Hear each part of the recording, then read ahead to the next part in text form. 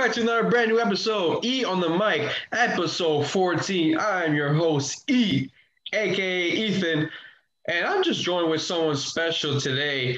I think you guys might have known him from the old show, Ethan and Mike.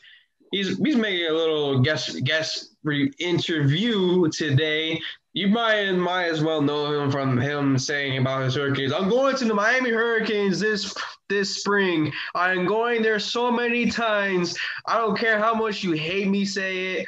I will tell you till your ears are deaf tonight. So, without further ado, you guys probably know who the heck I'm talking about if you've been here since the year one. You already know him. It's Michael. How you doing, Mike? Hey,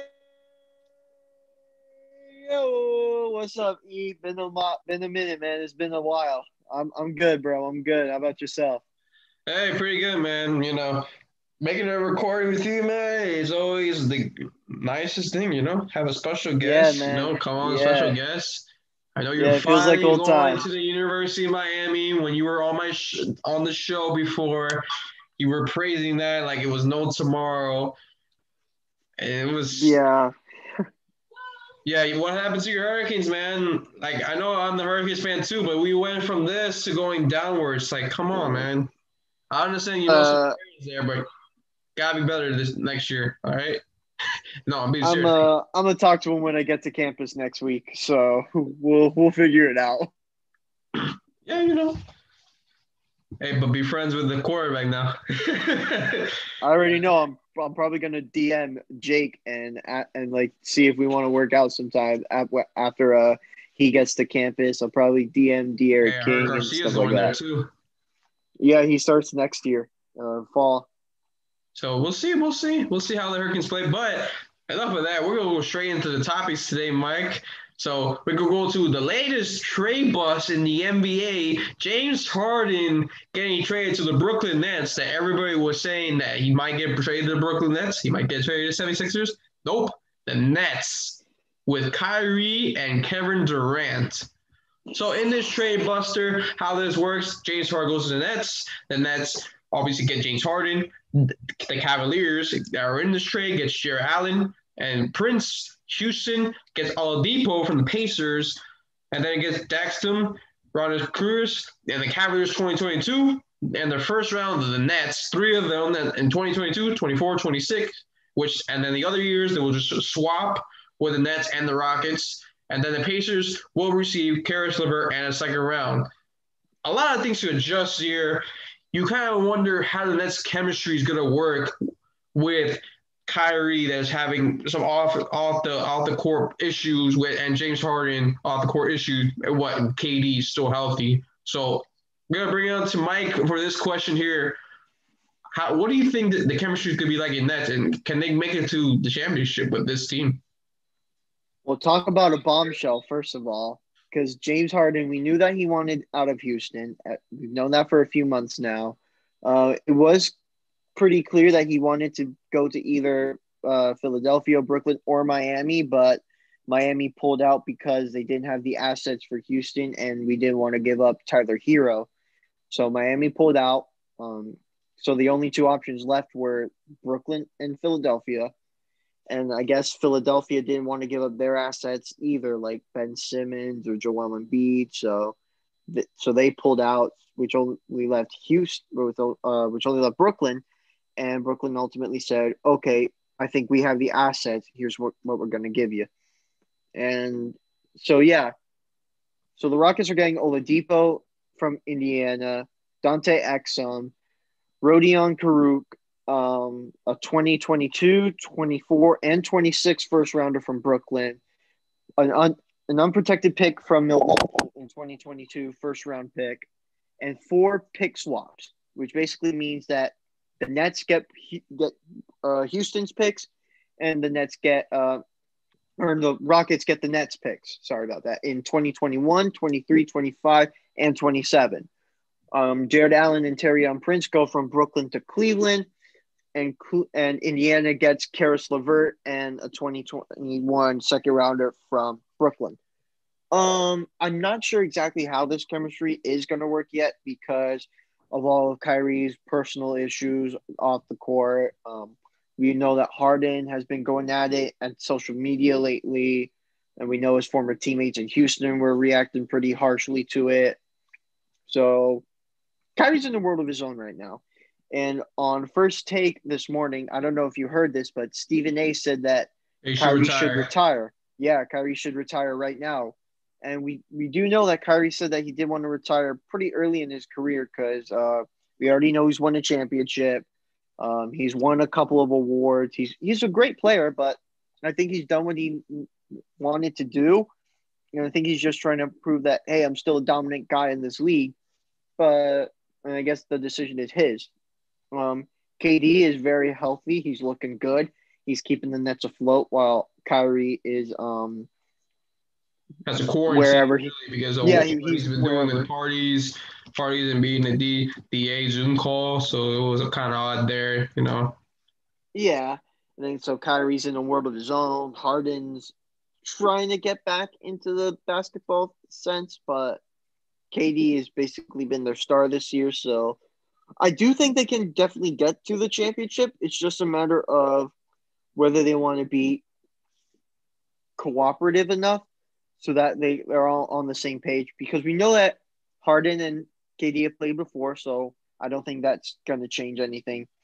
What's really going to intrigue me is the chemistry between Harden and Kyrie, especially with all that what's going on with them. Yeah, especially as they love to control the ball control. It's kind of like when you saw with Westbrook and Harden in Houston.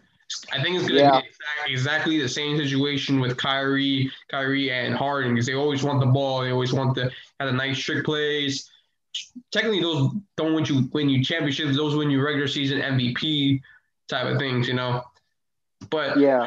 just for me, really for the chemistry, if they can cooperate, it's good. Like you said, if they can cooperate, I think they can go far and down deep. The only issue though will be on defense wise. Defensively, who's going to be on defense? Because all of them are offensive weapons, but I know KD is a nice defender.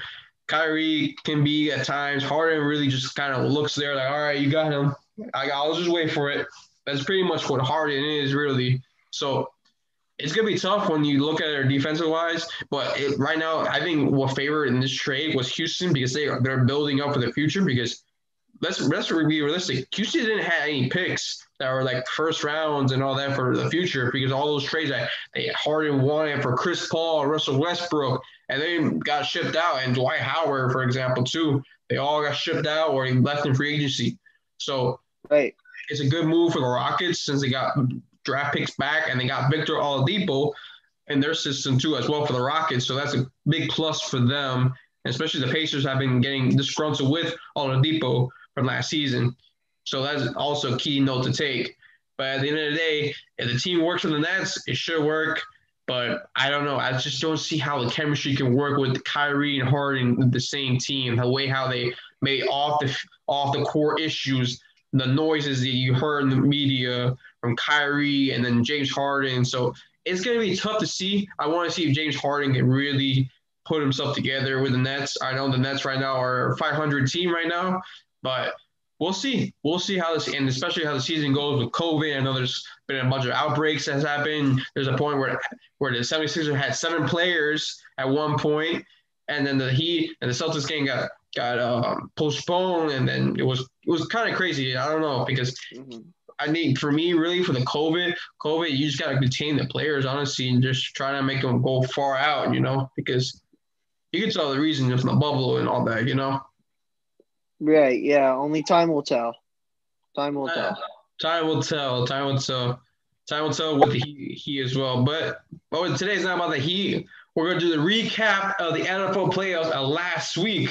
To start it off first, we're going with Buffalo and the Colts. What a great game. Buffalo really stomped on the Colts. Although the Colts, they tried to do a comeback near the end of the game. They were doing 2-minute offense on fourth quarters. It was very impressive. They were down by 2 scores. Although I do agree that they were kind of being greedy of that 2-point conversion when the Bills went offsides on defense, which I think was kind of a little bit too cocky a little bit, you know. But at the end, they were still down by 3 though, with some miscues from the missed field goal from Blankenship to the going for it on 4th and goal for the Colts. But Buffalo Bills, don't get me wrong, they're a great team, but they were struggling near the end. It looked like almost familiar like the playoffs from last season against the Texans. Mike, I really feel that because Josh Allen fumbled the ball at the 50-yard line, and thank God they recovered. If not, the tide would have changed right there because there was still a lot of time left. There was about maybe 3:30 left. So I just want to see what you're thinking. That's my take on what happened there. And this could be Phillip Rivers' last game also, too, from that. So I'm hoping that's not his last game for Phillip Rivers, but I might be wrong. He might retire and just kind of walk with the weight. Now, does he deserve the Hall of Fame? That's a question up in the air to ask for later on. But just turning to you, what do you think about that game, honestly?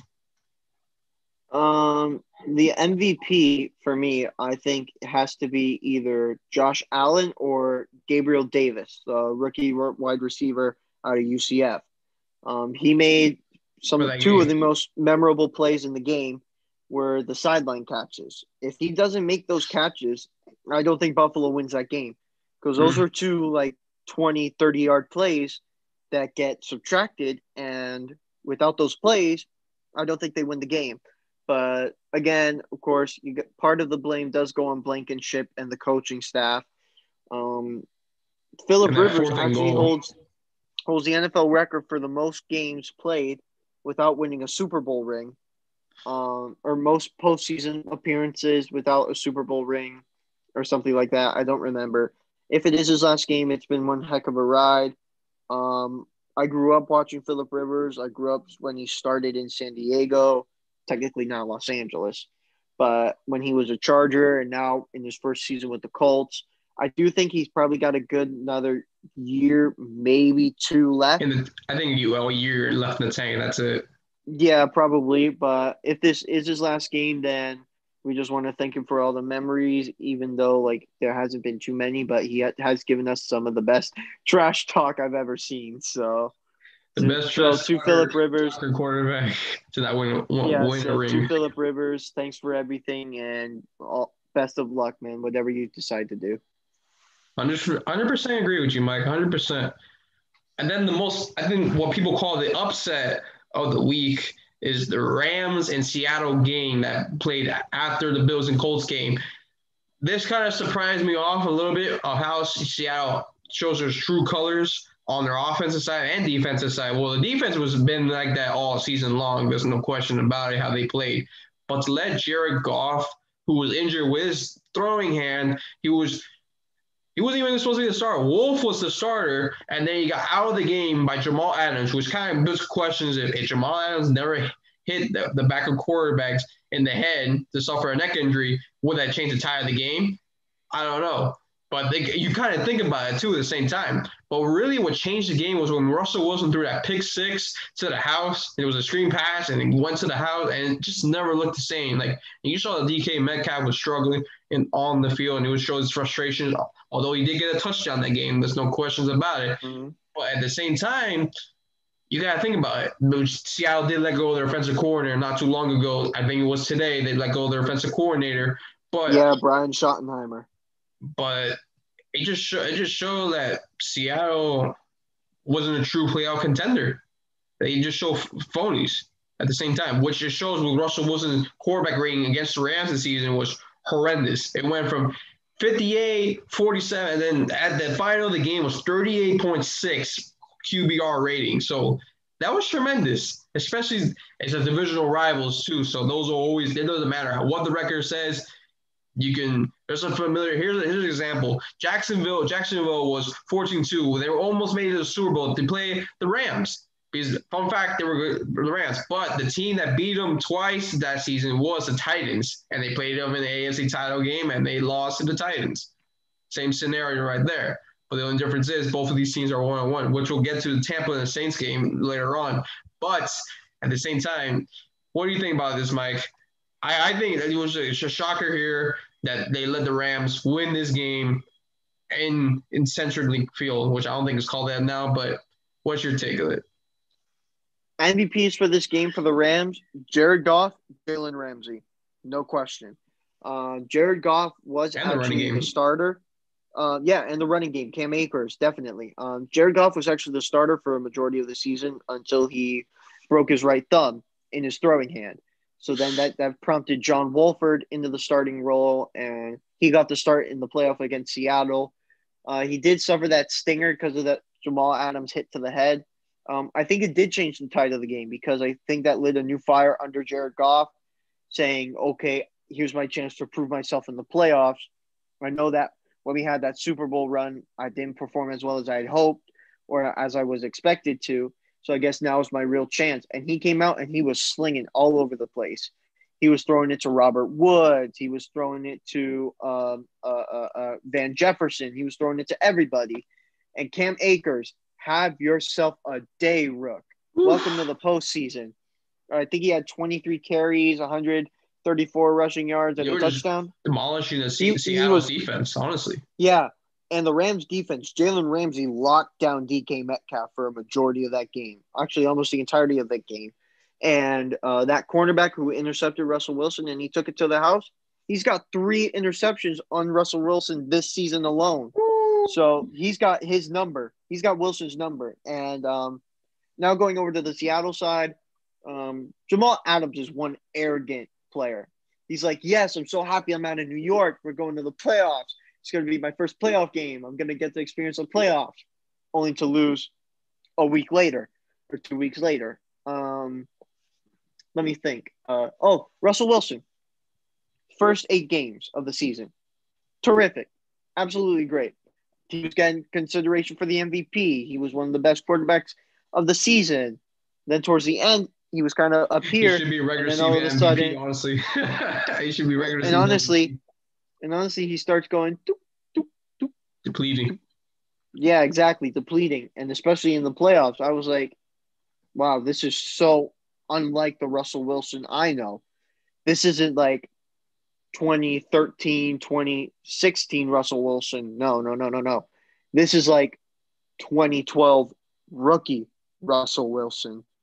This is the Russell Wilson that I saw at Wisconsin, not the Russell Wilson I saw in the NFL.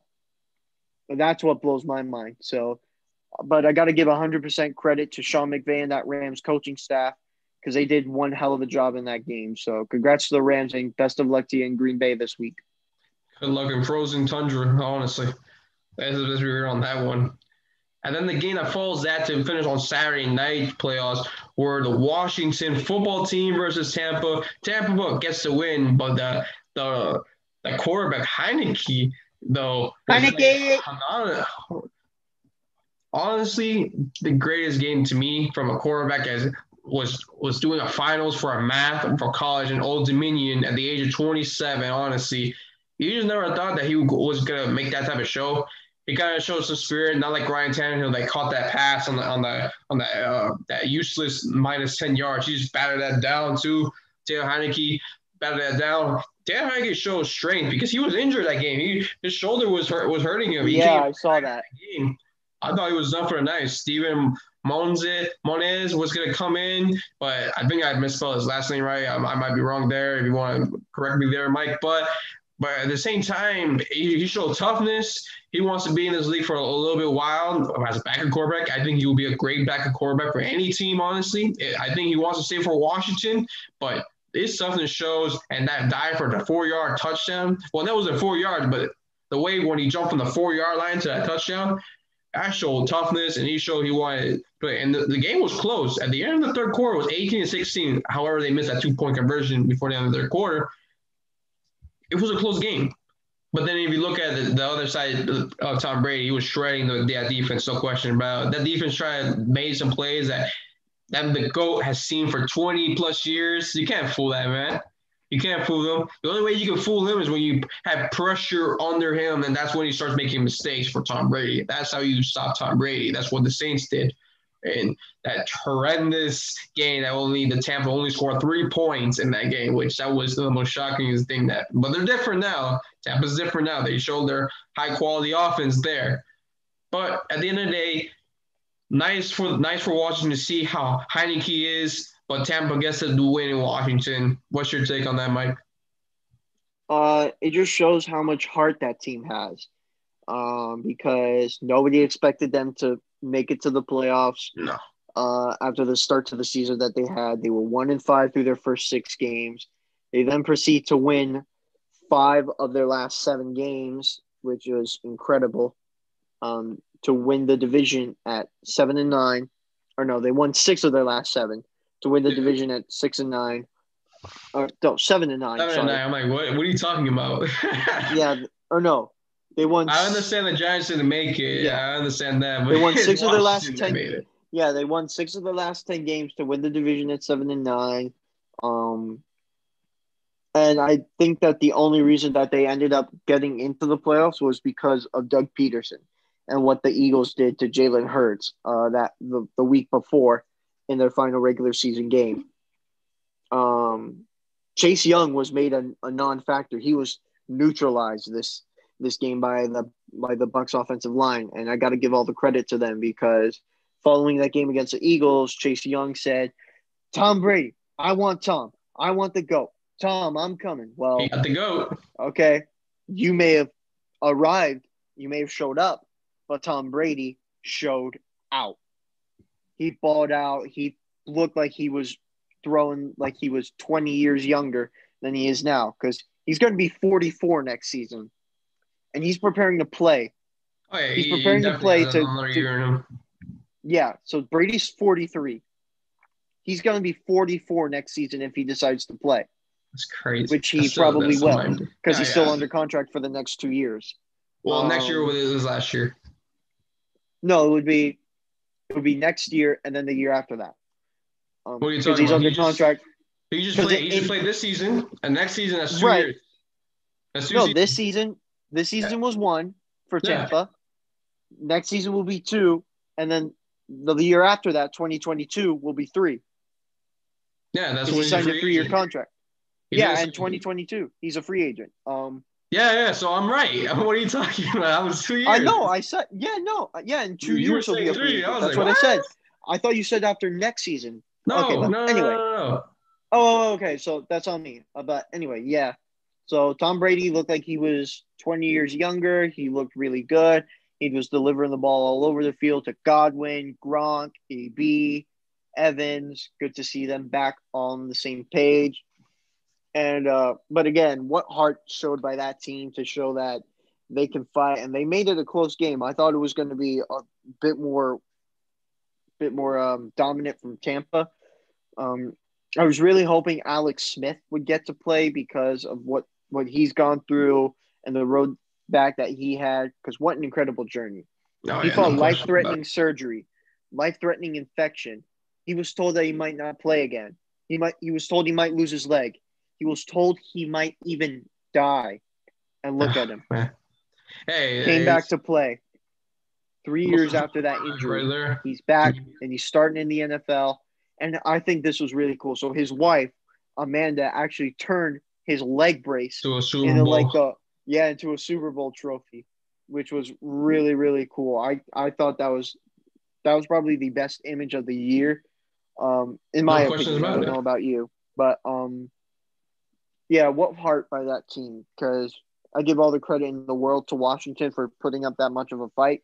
Yeah, for representing the NFC. Tampa but Bruce Arians just got the better of Ron Rivera in this game, and it's going to be a dogfight between Tampa and New Orleans next week. Oh, no questions about it. No questions about it, indeed.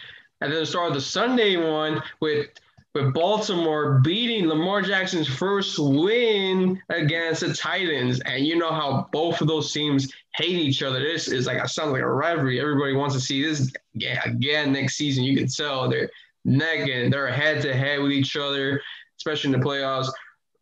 Going back to week 11, the Titans were going on their logo and just tearing it up a bit and having both of those coaches heated up. But in the end, Lamar Jackson showed that his famous runs, how he normally does, he threw it on the Titans. And it looked like it started out with 10-0 Titans. It looked like the Titans were going to control that game because both of those teams always have trouble catching up. They're not a catch-up team. You got to start off right in the field, for both of those teams. And it looked like, can he come back? Lamar Jackson did come back, which I was surprised about that. And they held the King to 50 yards or less than 50 yards. They led 51 yards. Derek King, to throw that to Lamar Jackson. He was running all around the field, scoring touches, making plays, and then Marcus Peters sealing the deal off against Tannehill and then tearing up that turf. Which really, if he had any way, AJ Brown was wide open. He was about to get wide open, had Tannehill away, which really changed the game right there, and you're at the end of the game. But kudos to Lamar Jackson's first win in the playoffs. I just want to hear your take on this, Mike. But that's really what my take is for Baltimore. Impressive win. They finally win a playoff game, so he gets that off his shoulder. He's now Lamar Jackson that is an MVP in the regular season, and then chokes the first game, and he's out of the playoffs. What is your take?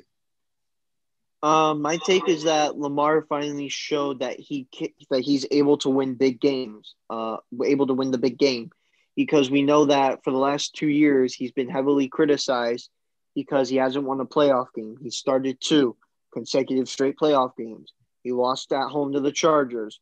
He lost at home to the Titans. So, of course, we all know that Lamar is a great quarterback. And we've known that since he came out of college at Louisville in 2018 when he was drafted. It was only a matter of time before he won his first game. And I think this was the exact way to prove it. He did it both in the air and on the ground. I mean, yeah, he only threw for 179 yards, but he still made it happen. He made it work. He brought the whole team around him, and he just made the whole team better. I'd say that Lamar finally shut up the critics, and he finally proved, okay, I'm worthy. I can win a playoff game. Now it's time to go into Buffalo next week and show them what I've got. Time to show that we're not a team to be pushed around. We're a team to be reckoned with. I agree. I definitely agree, which is going to be definitely a great matchup with Buffalo this week. And it could snow there, so once we go, we'll talk about that in our vice selections. But to continue, this one, I'm just going fast on this one right here. Saints versus Bears. No questions how this game went. 21-9. It was weird all for the Saints how they kind of struggled in the beginning. That game could have turned a tie a little bit. It would have been 10-7 had Williams catch that trickery play, which I thought that man caught that. That was too good to drop, and that could have changed a little bit, made it a little bit of a game more, but in the end, the Saints really controlled the game, honestly. They controlled the time and possession. And I think that was it for Mitchell Trubisky as a Chicago Bear, honestly. What you think about that, Mike? Yeah, honestly, I think the Bears could have done so much more on offense. How they gotten their running game going, how their defense been a little more aware and awake. Let's just say that Drew Brees, Michael Thomas, and Alvin Kamara torched them. The big 3, they torched them. I thought Khalil Mack was going to be more of a factor. Nothing. We have nothing from him. Although he did get us. No, they call it back. Okay, I thought he got a sack, they did call it back. There was nothing from Khalil Mack, nothing from Roquan Smith. I was very surprised because we know how good that Bears defense can be because they made the playoffs in, 2018, I believe? Yeah, 2018 was the last time they made a playoffs, and then Cody Parkey hit a kick. The double doink. I remember they were called the Monsters of the Way because of how fierce that defense is. They were one of the top defenses in the league. Their offense was actually pretty good too. But this year, their offense was good, but they just couldn't finish games. And they were very inconsistent. And it showed here. Again, Javon Wims, you got to catch that ball, bro. That's right in the breadbasket. And I know exactly why he dropped it. His hands were all the way out here.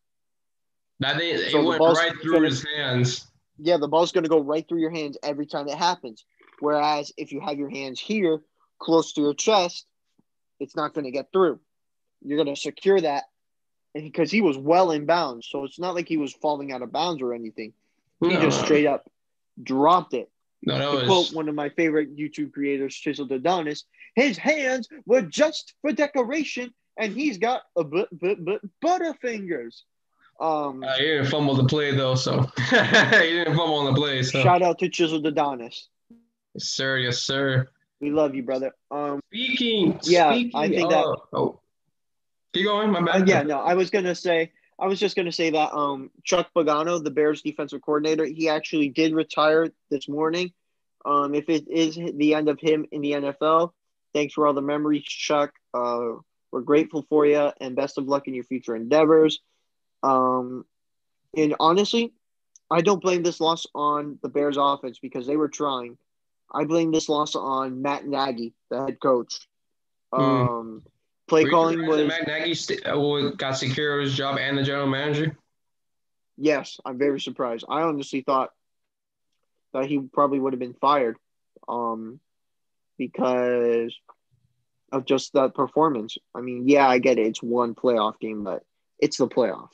No, it's a playoffs, no question about it. But Dougie P is out of here. That's the only difference. True, Doug Peterson was fired a couple of days ago.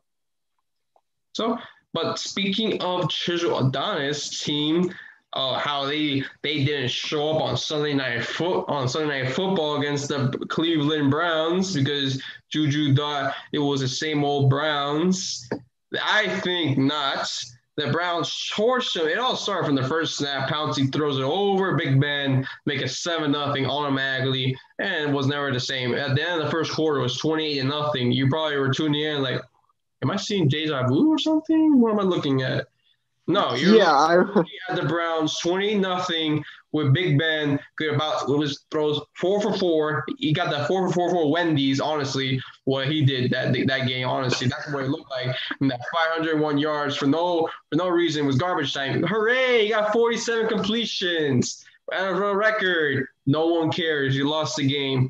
You still lost the game to the Browns, to Baker Mayfield, Nick Chubb, and Kareem Hunt, and Jarvis Landry going off, making him look like OBJ doesn't even need to be in Cleveland no more, honestly, the way how their offense looks without him, honestly. No disrespect to OBJ. He's still a great stud of a wide receiver, but at the end of the day, the Cleveland Browns looking great without him, honestly. I know some Browns fans always look at me like, OBJ does something, but you consistently have to throw it to OBJ. But the Browns surprised me a little bit, but it wasn't a surprise because the Steelers have been choking lately early in the season. So there's no questions about it. So at the end of the day, the Browns do move on to play in Arrowhead against Patrick Mahomes. So that's going to be the nice thing. The only thing I need to see with the Browns, if any chance of winning this game, controlling Patrick Mahomes and leaving him on the sidelines and controlling the time. If you control the time, you contain Mahomes. It's kind of like you contain Tom Brady. You have to kill the clock. And so you don't go 3 and outs. But I'll take Michael away. So, Michael, what do you think about that game to end the wild card weekend there? That was just a statement. That was a statement game. It was clearly a statement game. It was the Browns coming out and saying, oh, okay, so you think that you guys are so cocky that you're going to win. Well, let's go back 2 weeks ago. Or no, let's go back last week. Final game of the regular season. Yes, we get it. You rested TJ Watt and Ben Roethlisberger. Okay? You come into our house. We beat you 24-22. We clinch a playoff spot.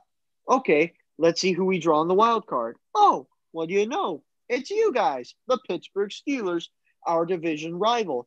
What's this? Oh, it's in Pittsburgh, where we played you pretty tough this season. Don't get us wrong. But you did beat us fair and square. Okay, Juju goes on the media and says, I think they're the same Browns. I remember that we played them this season twice already. Don't like to fuel anything. Don't fuel the fire. And they're the same Browns that I know, and we're just happy to face them again. So the Browns said, oh, we're going to make you real happy to face us again. Emphasis on the sarcasm. So then at the end of the first quarter, it's 28-0. I'm sitting there watching this game, and I told my family, karma is painful. Watch what I say, because it's going to turn around and bite you in the butt. When you know, bit the Steelers in the butt. Ben Roethlisberger committed 4 turnovers. 4. It was a brutal game for the Steelers. Yeah, they made it a little bit interesting at the end, but again, they lost. They allowed 48 points at home, and they lost by 11. It was insane. And now I'm looking at this game against Kansas City. Do I think the Browns are going to win? No. Do I think they have a chance to win? Yes. Here's why. Feed Kareem Hunt and Nick Chubb the ball. Kareem Hunt's taking this game very personally. He was drafted by Kansas City. He played for them in 2017.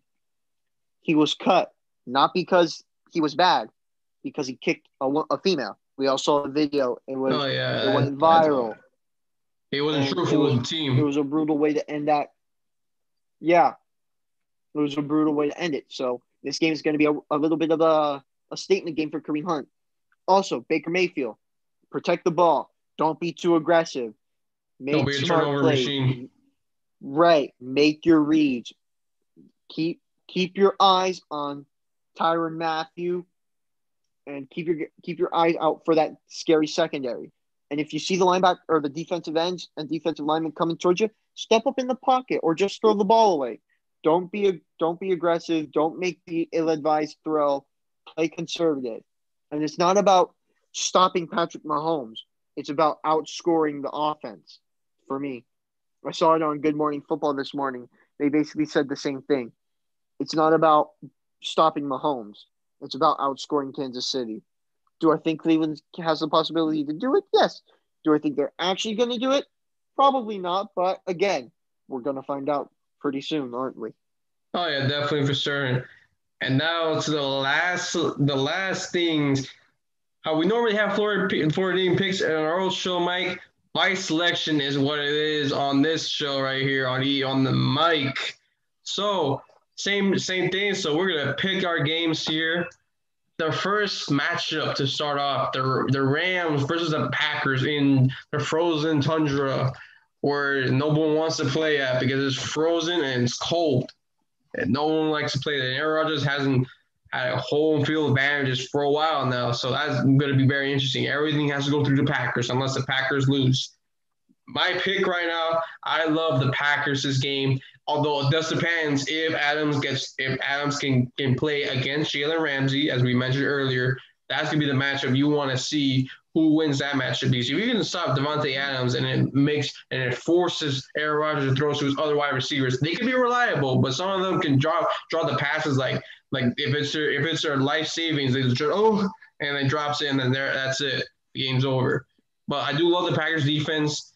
Aaron Donald is going to play that game. Like they're leading that he will play that game. So that's going to be very interesting because if you don't have Aaron Donald, then your chances got to go a little bit down. Do I see it as a close game?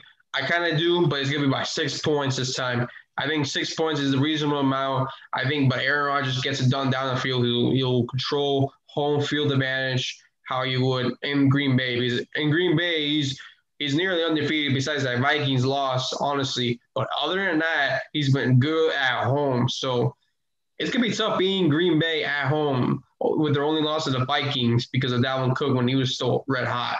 But that's my pick by 6. That's what I go with, Mike. What do you got here? I basically totally agree with everything you said. I think if Aaron Rodgers can find Devontae Adams, and I think if he can get the ball outside to Marquez Valdez-Scantling and Alan Lazar and some of those not so well-known guys, I think if he can get them to shine as well, the whole team is going to flourish and the whole team is going to succeed. And give the ball to Aaron Jones. Feed the man. Put him on the angry run segment of Good Morning. And A.J. Dillon. A.J. Dillon's a nice running back too for them. Yeah, A.J. Dillon is going to play in this game too. So, honestly, I think it's going to be as well, but Packers in this one, and I'm going to say it's going to be I'm going to go 35-27. I think it's going to be a 7-point game. Okay, 7-point game. Yeah. I say 6. Okay, you say 7. Okay, that's going to be very interesting there. Very interesting right there. All right, Mike. And then the next one, the Ravens versus Bills. It could be a snowy game. They give it a 40% chance of it snowing when the game starts off. So it's going to be maybe the first time Lamar Jackson plays in the snow. That would be crazy. You see Lamar Jackson play in the snow. Imagine he goes off in the snow. Can you picture that, Mike? Like Lamar Jackson going off. I understand. I do got the Bills, but however, my heart still goes with the Ravens. I think there could be an upset there. That will be my upset pick, honestly. The Ravens will be my upset pick against the Bills, but I feel like the Bills will somehow win the game. But I'm going to trust my gut. I will go with the Ravens here with Lamar Jackson getting his second win, going to the title game.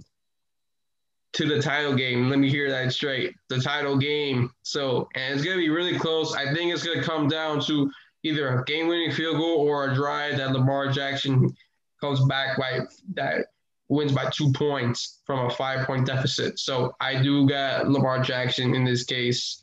Lamar Jackson, big trust. Here we come.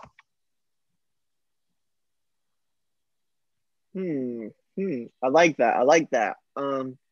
The keys for the Ravens are going to be stopping Stephon Diggs. So I would put Marcus Peters on him. And also pressure Josh Allen. Calais Campbell, he's going to have a really nice game. He's going to have to put pressure on Josh Allen, make him step up, make him uncomfortable. That's how you're going to get him to what's the word I'm looking for? Cover. To get flustered. And when he gets flustered, quarterbacks get frantic. When they get frantic, they get nervous. When they get nervous, they make ill-advised throws. They're too aggressive. They're not smart with the football. And I think if the Ravens can do that, then they have a very good shot at winning this game. So you know what? I like the underdog. Give me the Ravens. 28-25. Ooh, 3-point game. 3-point game. Okay. Okay, I see. Okay. Trying to get closer to my little picks with 2 and 3, getting closer to point average right there. All right, so let's go with a point average here. Browns versus Chiefs. You already explained it already early with the Browns game, the Steelers game. Honestly, against the Chiefs, you say that Browns may have a shot, but in the end, I got the Chiefs.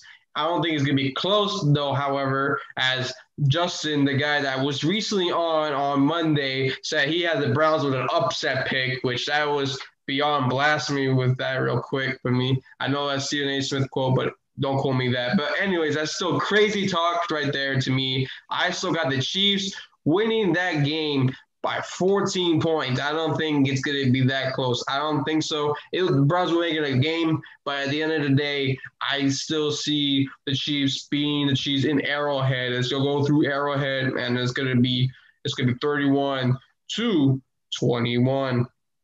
Ooh, okay. I like that. Although it's not 14 points, it's a 10 to 14 points. Right, leave me alone. It's a 10 to 14 points, like you go on Fox Super 6. There you go. You can give yourself a point range. 10 to 14. Yeah, everybody knows how much of a sucker I am for the underdog. I do think Cleveland has a shot at winning this game, but I mean, it's Kansas City. They're the best offense in the league, so I'm going to take Kansas City in this one. I actually think it's going to be closer than people think. I'm going to say 41-35, Kansas City. Okay, I don't see the only key point that the Chiefs need to do is not make it a one possession game. That's the only key that you always struggle with all season long. They always have one possession game. When it looks like a blowout, it's always a one possession game. That's the only criticize I give for the Chiefs. But in the end, I think the Chiefs can make it a 10 to 14 point game. Yeah, both defenses are going to have to step up to make each other uncomfortable. And the last one, the first time 40-year-old quarterbacks play in a playoff game since the Oakland Raiders quarterback, George, from 1970. Of course, they look different because the technology was different, and that man was smoking cigars like no day tomorrow in the 70s when he was 43. Wow. But this is going to be a nice one. Division rivals. Can the Saints go 3-0 against their division rivals? It's happened 4 times in NFL history. So can it be the 5th time? I say yes. Drew Brees gets the win with Tom Brady. This is going to be Tom Brady's test of it. Not his legacy, of course, but just being in the NFC playoffs against Drew Brees. Because Drew Brees is trying to make that magical run back to the Super Bowl that he hasn't seen since 2009. But I think they do make it back to the title game. closer. It's going to be a close game, but it's going to come down to 1 point. I'm going to say this right now, 1 point. I think it's going to be high scoring, 38-37. Someone's going to miss an extra point. I'm feeling it right now. Someone's going to miss an extra point, and it's going to be a factor that's going to cause the game to lose, and it's going to be Tampa. So I got Saints here. Drew Brees wins it, and we'll have Alvin Kamara and Michael Thomas for the second time, all of them being playing together this season. Okay, that's an interesting pick. Wow. So, like I said earlier, Kansas City is going to be my lock pick of the week. They're my lock of the week. I mean, how much better can you get than Drew Brees versus Tom Brady?